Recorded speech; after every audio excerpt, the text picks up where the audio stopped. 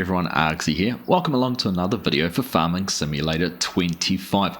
Now this is a follow-up video to a previous one we did about swathing and whether there was any bonus or benefit to harvesting a crop with the swather and a pickup header versus a standard combine and a grain header. Now if you haven't seen that already, there's a link to it up there in the top corner. But what I did say is we would do a follow-up video where we looked at all the crops that could be swathed. So the previous video we only looked at wheat and spoiler alert, yes, there is a bonus and a benefit to swathing crops, which I guess takes into account the extra effort that needs to go into those. But what we said we'd look at is the 5 crops that need to or are able to be swathed. So we have wheat, barley, oats, canola and soybeans, all as crops which are swathable in Farming Simulator 25. So we're set up here. We've got the Vulture behind us with the Lemkin Solitaire 12, which is a 12 meter wide seeder, and we're going to run through this field. Now if we just turn around, we've gone and brought this field. This is field number 30, I think, from memory. Yes, it is down there in the corner.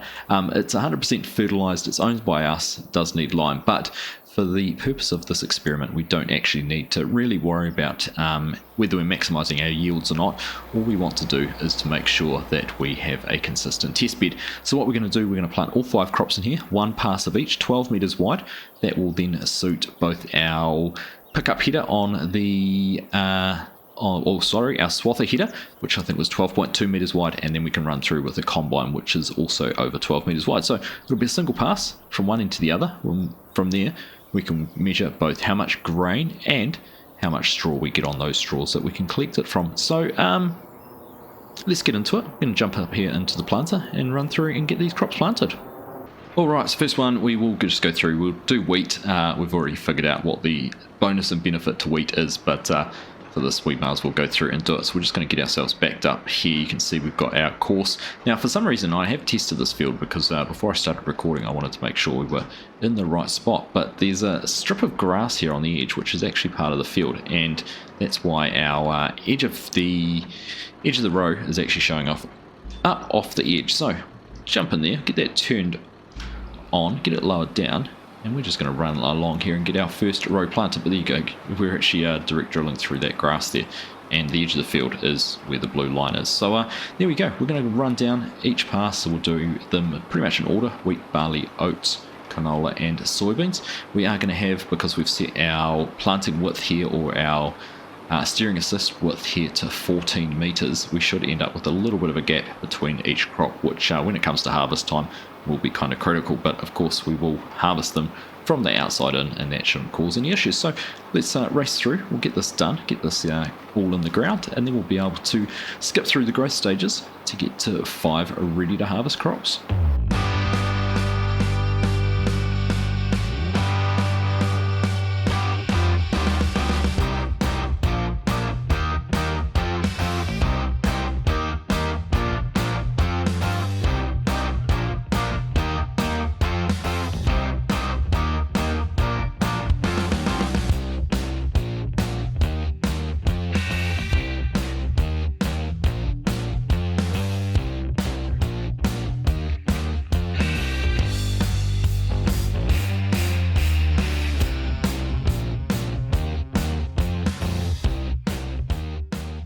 Alright, well there's our first 4 crops planted: wheat, barley, oats and our canola. Now of course I wasn't even thinking about the fact we can't plant soybeans with this seeder, so we'll go and grab ourselves a planter, get back down here and get this last little section done.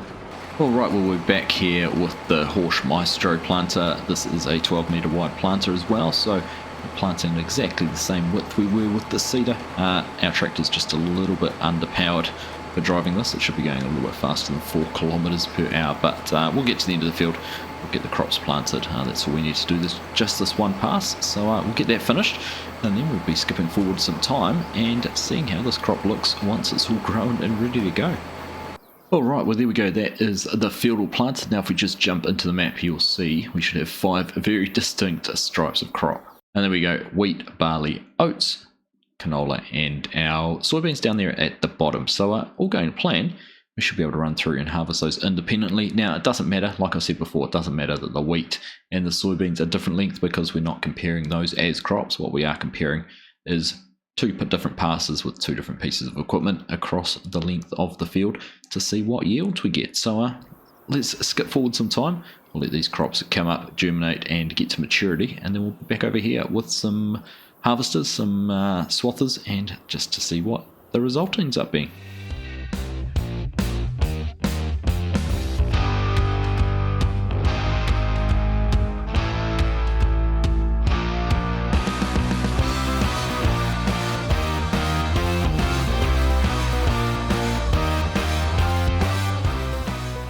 Well, there we go. Finally have all 5 of the crops grown. Now, you would have noticed through that there is quite a different growth period between the 5 different crops. We've got oats, which are only a 4-month cycle, soybeans at 6, we had the wheat and barley at 7 months, and the canola, longest of all, is 8 months. But there we go. That is going to work out really well. You can see we've got some good lines in between each of these. So no issues picking up the wrong crop as we go through. So we're now going to go and get everything set up with the combines, get some pickup headers, some swathers, and some grain heads over here as well. And we will get into this and find out what the final results are. So here we are back in the fields with all our crops fully grown, the wheat, barley, oats, canola, and soybeans. And as the rooster crows, we'll just swing around and we've got our lineup of equipment here. We have the swather. We've gone for the John Deere S7 with both the pickup header and then the 45-foot header we ended up with, because that is just over the 12-meter wide, 13.8 I think, so a little bit wider than we needed, but it will do the job for what we are going to do. So we're going to go and jump into the combine with the header first, with the grain header, and we're going to go through and do a test, get our baseline for unswathed crops, and then we'll reload the save, come back through, run the swather through, run the pickup header through, and see exactly how much we end up with. We're just going to dump the crop at the end of the fields once we've got down to the other end, or at each end, because we'll go back and forth. So I'll record this as we go. Let's go over this way. Go and jump up into this beast. I haven't used this yet in FS25. I haven't used it at all in Farming Simulator, because obviously this is a new model into FS25. Wasn't available in FS22 at all. So let's jump in now, just while I'm standing here. Do you know how many people have commented on how having third person gives such a great sense of the scale of equipment? And as you see with us standing there next to it, you really do appreciate that you look up into the gear. I think that's something Giants have done really, really well this time around. But anyhow, let's jump in and make a start. Alright, so engine on, header on, everything's all up and going, and we're just going to head along now. I am going to drop a draw swath just for science. We might as well go through and test absolutely everything, make sure it all works. So what we'll do, we'll get down to the other end, we'll unload our crop, and then we'll come back down the other way, unload at that end, just dump it onto the ground, and see what we end up with. So I'll record everything, we'll run this just through in a quick little time lapse of 5 rows, and then we'll have a look at the end at what we ended up with.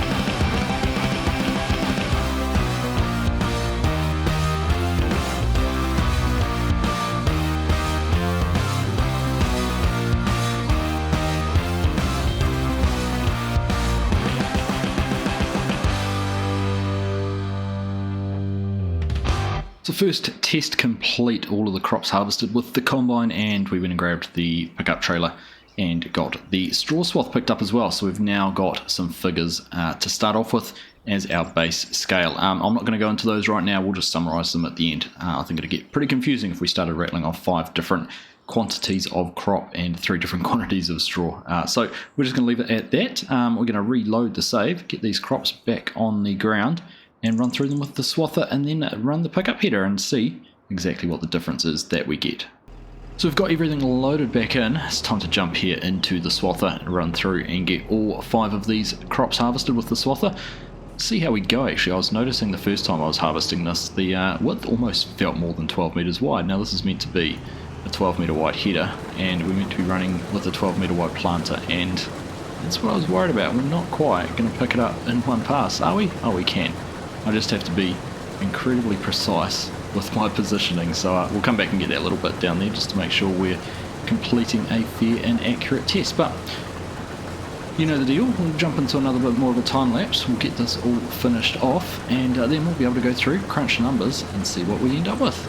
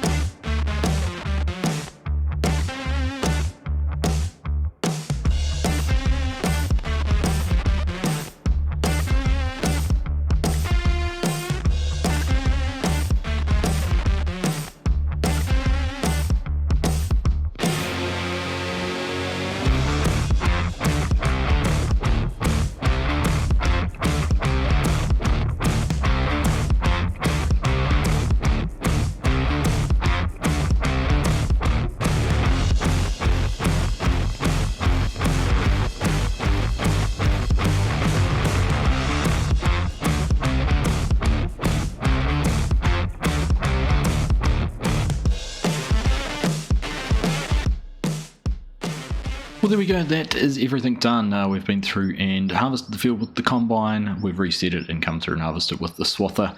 And the pickup header obviously collected the straw on all of it. So we're going to go away now, quickly crunch all of these numbers. We'll be back very, very soon with a summary of what we've discovered. So let's take a look at the results, look at the figures and find out what we discovered. But before we do, you might have noticed when we were running the combine through to pick up the swath, I didn't have straw dropping enabled immediately, and we didn't get a full straw swath dropped. So I have just very quickly gone through and redone that section in front of us, as you can see, to give us a fair and accurate representation of the results. Now, I would go through everyone individually, but I'm just going to put the figures up there. You can read it for yourself. Basically, there is a blanket 25% bonus for using the swather and the pickup header, both on your crop yield and your straw yield. So it's the same regardless of which of the crops you use. Obviously, canola and soybeans don't drop straw. Well, they don't yet. I'm sure that's going to come as a mod. But those that do drop straw give you that 25 or just short of the 25% bonus.